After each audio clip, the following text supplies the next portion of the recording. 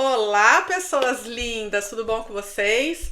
Bem-vindos aqui ao podcast Por Elas UK. Hoje nós vamos falar um pouquinho sobre comportamentos repetidos dentro do nosso sistema familiar. Mas antes, não deixe de se inscrever, compartilhar, comentar, ativa o sininho para você receber as notificações e todas as novidades do canal. Tá bom? E o seu comentário é muito importante pra gente, viu? Traz a sua opinião pra gente aqui, que é muito importante. Bora então pro nosso bate-papo? Não, Ana? Bora, gente, é isso aí. Segue a gente e não deixe de compartilhar, ok? Vamos estar trazendo muito mais novidade pra vocês. É isso aí. Então vamos ao nosso podcast Comportamentos Repetidos. Vem com a gente.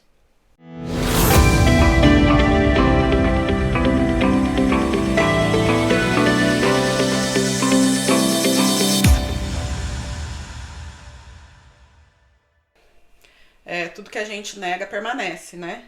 Então, sempre que a gente olha para os nossos pais ou para a nossa família e fala assim, nossa, eu não quero ser assim, vou fazer tudo diferente. É aí que a gente repete.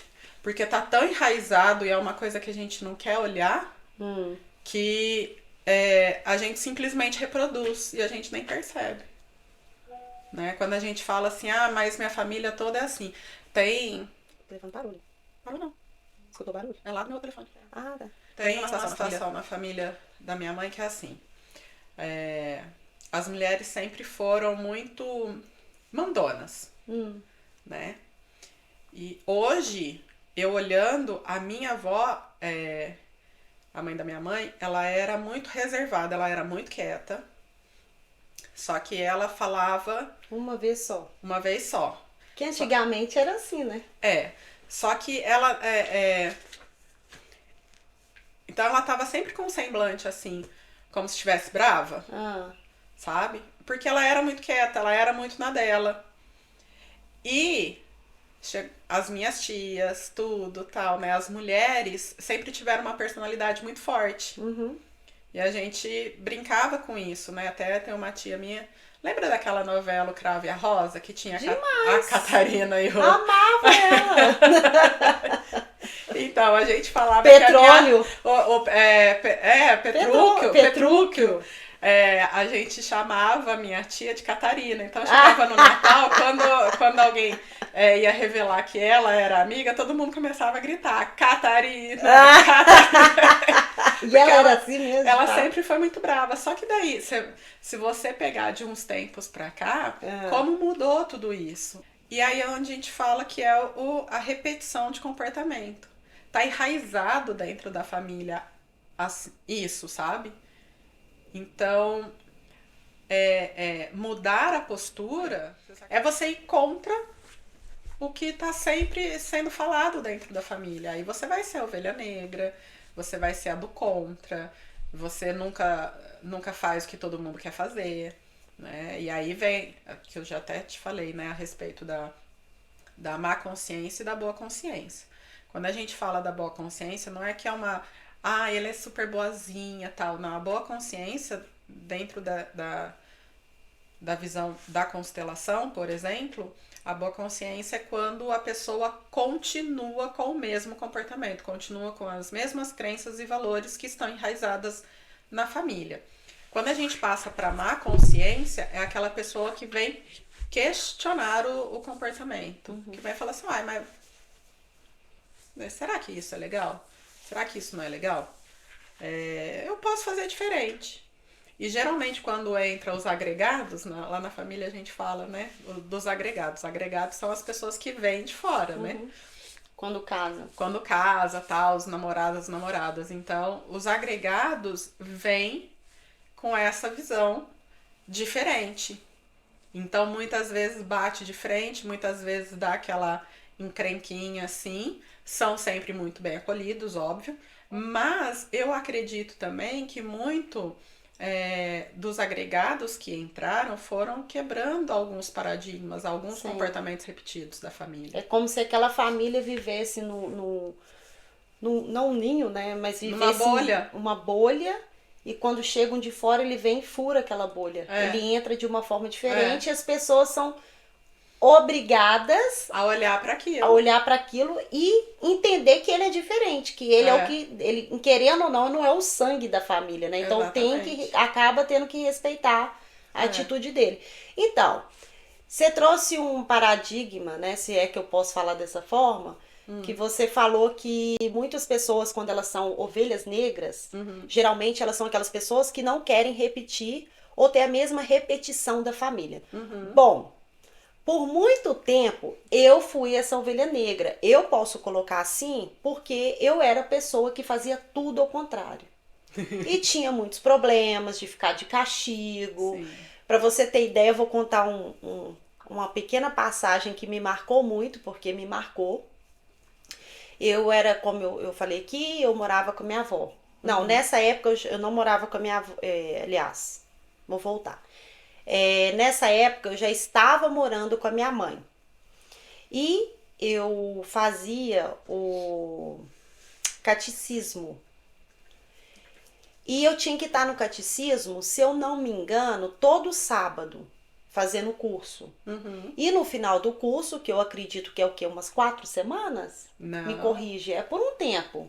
Por um tempo, geralmente alguns meses, assim. Isso, é por um tempo. É porque tem tantos anos, gente. Não sou tão velha assim, mas tem um tempo. Mas também não foi ontem, né? Não foi ontem. Não lembro, assim, exatamente preciso quanto tempo. Na minha memória, tipo, o ano todo.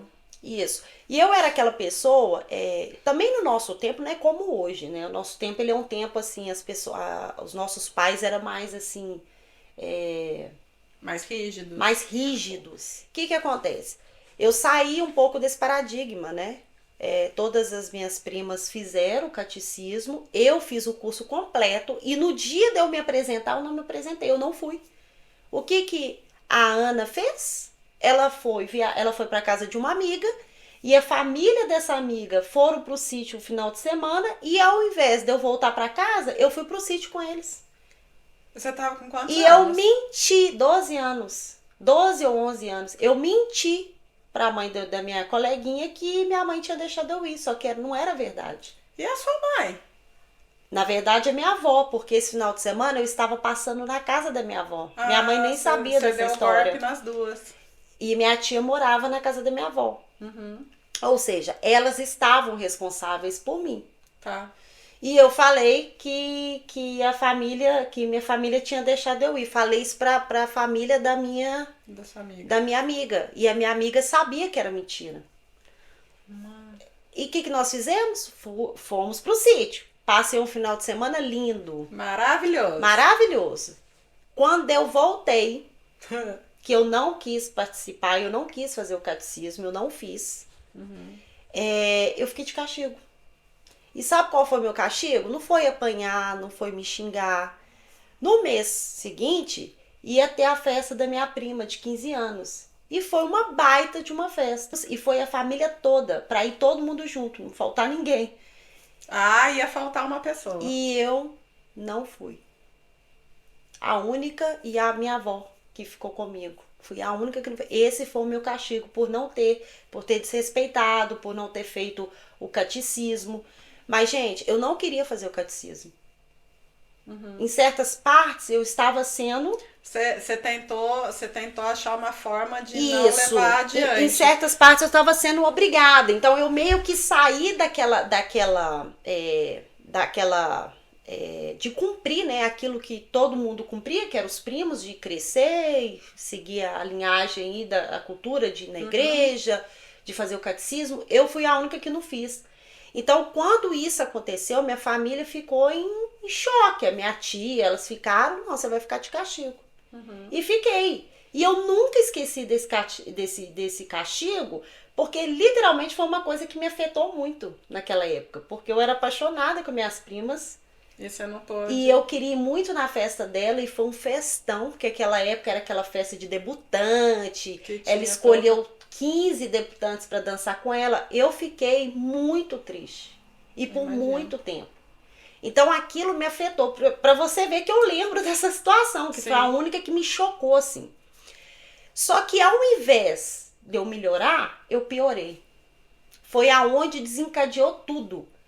Porque até então eu tinha aquele medo, mesmo ter feito isso, que foi a primeira coisa que eu fiz, assim, que eu, na minha adolescência, que eu lembro que eu saí da casinha mesmo. Só que ao invés delas pensarem assim, não sei. Vamos entender o que aconteceu, vamos entender, que ela tem mentido. E não vamos fazer isso, porque isso aqui nunca mais vai acontecer, não. Elas fizeram uma forma bem assim, que pudesse me chocar mesmo. E me chocou de certo. Só que eu, ao invés de eu me retroceder e falar, não, eu também preciso melhorar, não, eu piorei.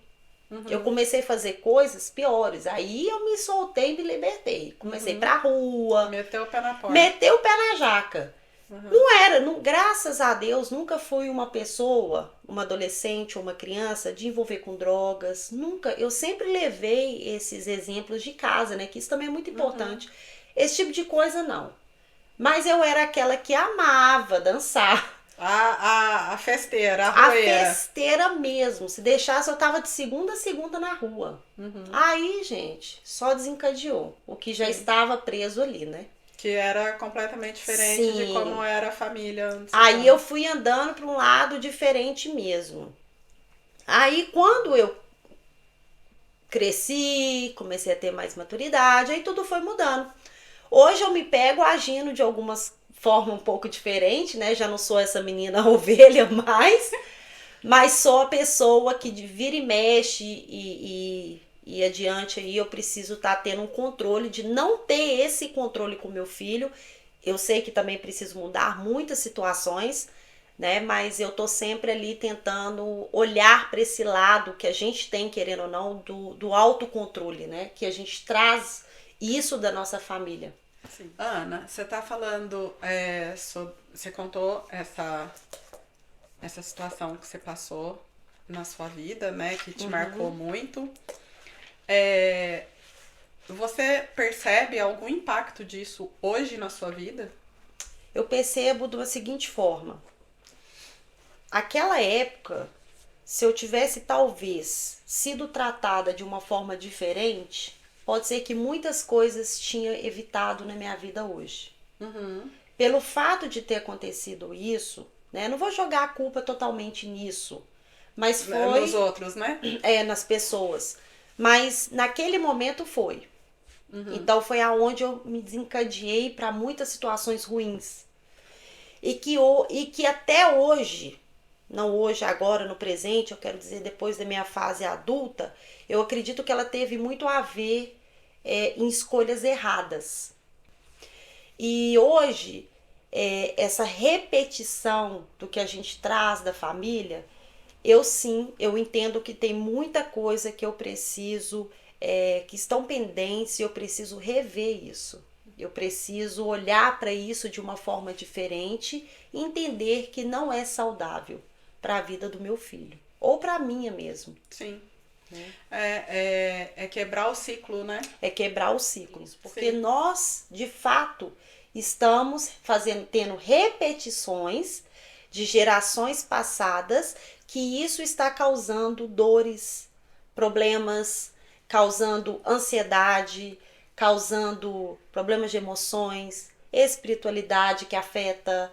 Acho que toda a parte, né, da nossa vida aí está sendo afetada por conta de repetições. E o problema de tudo isso, Thalita, é que quando as pessoas não dá esse tipo de atenção, elas acham que isso de fato é a cultura, isso é normal. Ai, que coincidência. Eu fui criada assim, você mesmo falou isso pra mim, eu fui criada assim, eu sou assim, e eu vou viver assim, vou morrer assim. Na verdade, esse ato, ele vai se repetir na vida, ou já está se repetindo na vida dos seus filhos, e os seus filhos vão repetir isso na vida dos filhos dele, e por aí vai indo gerações e gerações. Sem a gente entender da onde veio e para onde vai e por que vai, né? Exatamente.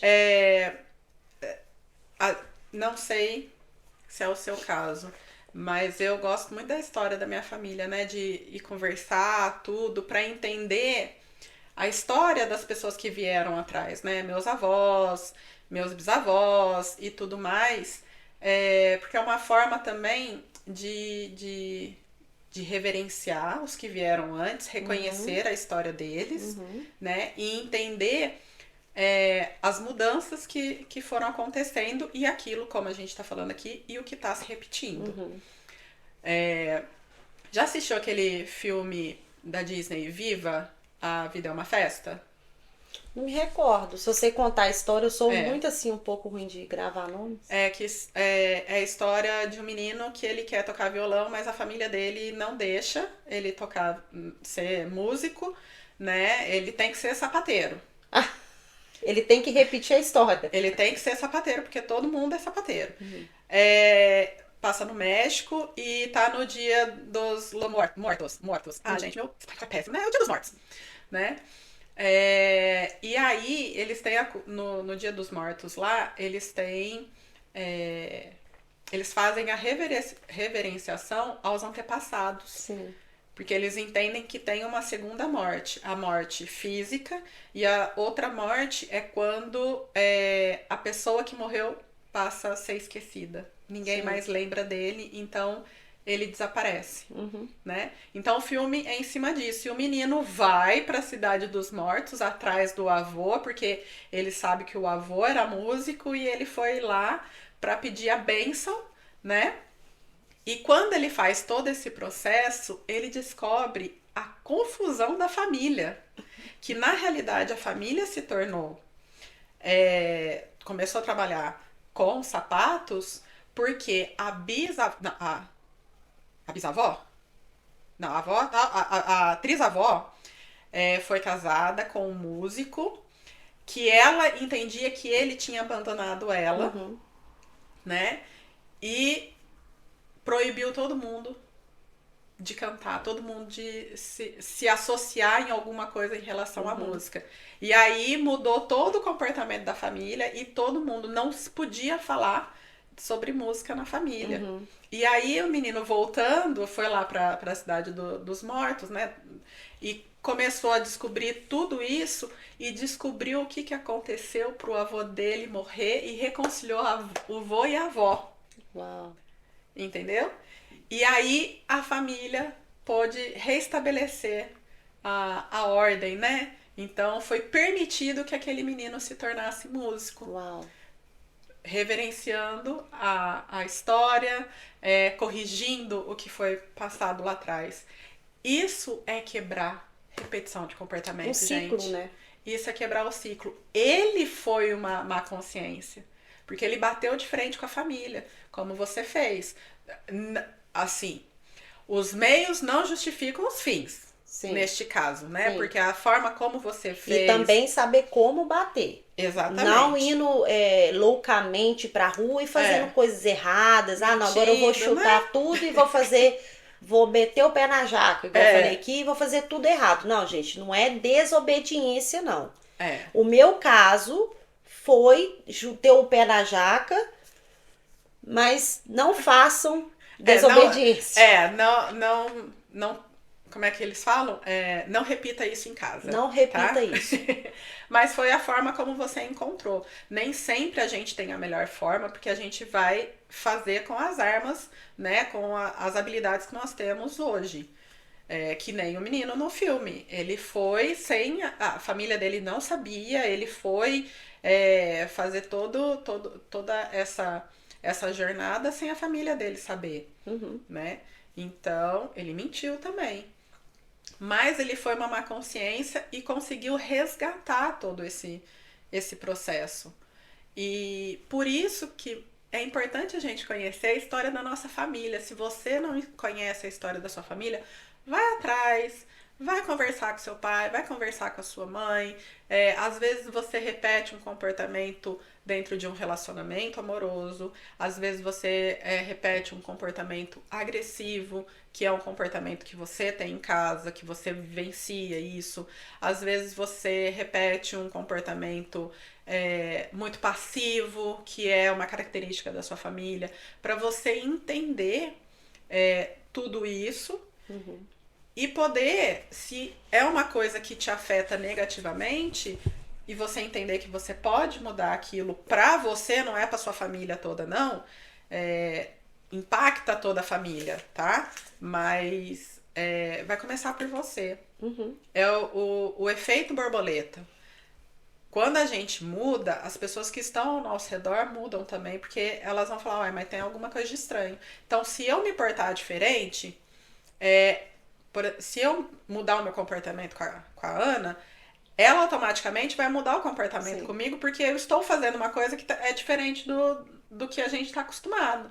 Então, isso é o efeito borboleta, e isso vai impactando as outras pessoas.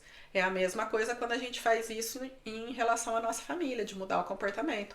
Se a gente muda, se a gente ou vai para uma terapia, ou começa a conhecer e entender que aquilo pode ser mudado, um autoconhecimento, enfim.